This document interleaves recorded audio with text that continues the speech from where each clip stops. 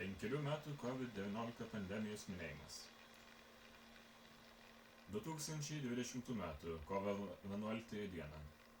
Pasaulio sveikatos organizacija paskelbė COVID-19 pandemiją. Pasaulis sustojo, gatvės ištuštėjo, ekranai tapo mūsų langais į pasaulį, o kaukės kasdienybės dalimi. Kai kurie iš mūsų patyrė vienatvę, kiti solidarumą, dar kiti atrado naujus kelius saviraiškai ir bendravimui.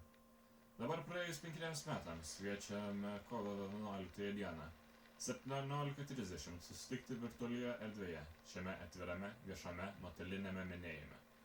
Tai galimybė prisiminti, reflektuoti ir galbūt naujai įvertinti, kaip pandemija mus pakeitė ir ką iš to laikotarpio įsinešame šiandien. Ką veiksime? Simbolinis ritualas. Pakelsime puodelius virtualiai, susidaušime per ekranus ir išgersime už praėjusius metus. Trumpam užsidėsime medicininės kaukės. Simbolinis gestas prisimenant pandemijos realybę. Atvira diskusija.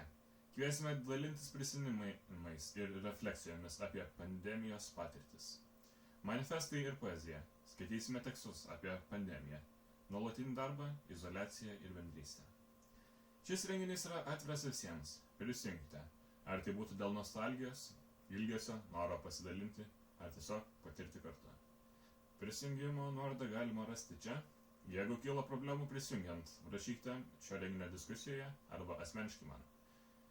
Renginio pradžios laikas preliminarus ir gali būti koreguojamas atsižvelgiant į dalyvių galimybės.